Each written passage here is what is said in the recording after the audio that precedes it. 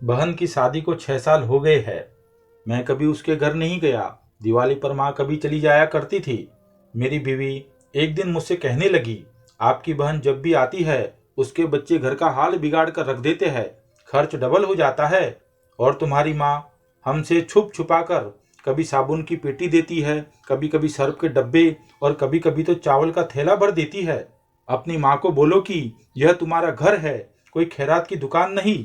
मुझे बहुत गुस्सा आया।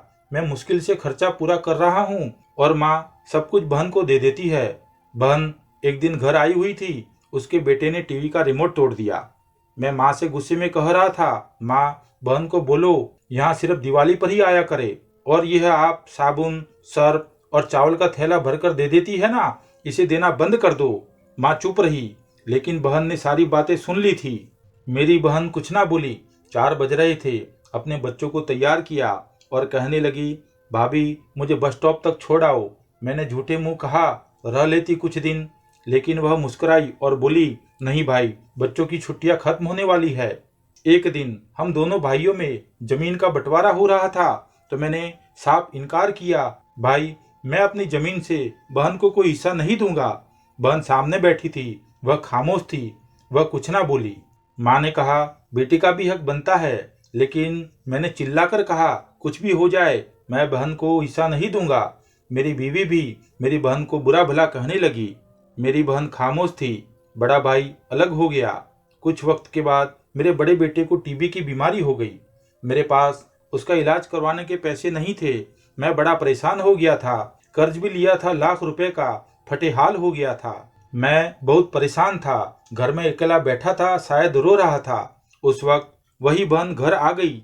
मैंने गुस्से से बोला, यह आ गई है मनहूस। मैंने अपनी बीवी से कहा, कुछ तैयार करो बहन के लिए। बहन मेरे पास आई और बोली, कोई जरूरत नहीं है पकवान बनाने की।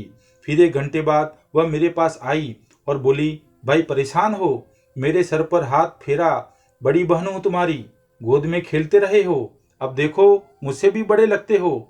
मेरे करीब बैठी और अपने पर्स से सोने के कंगन निकाले और मेरे हाथ में रखे, और वह धीरे से बोली, पागल तो यूं ही परेशान हो रहा है।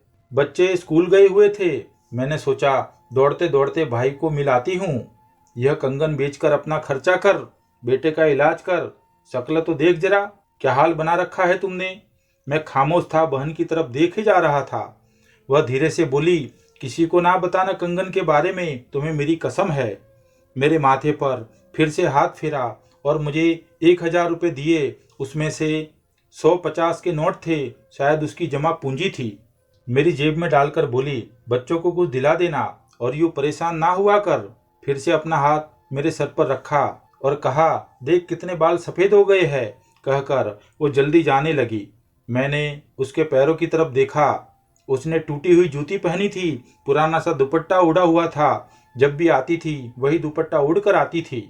हम भाई कितने मतलब परस्त होते हैं, बहनों को पल भर में बेगाना कर देते हैं, और बहनें भाइयों का जरा सा दुख बर्दाश्त नहीं कर सकती। वो हाथ में कंगन पकड़े जोर जोर से रो रहा था। अपने घर में भगवान जाने कितने दुख सह रही होती है। कुछ लम्हे बहनों के पास बैठकर हालचाल पूछ लिया करे, शायद उनके चेहरे पर कुछ लम्हों के लिए सुकून आ जाए। सच ही कहा है किसी ने, बहनें माँ का रूप होती है।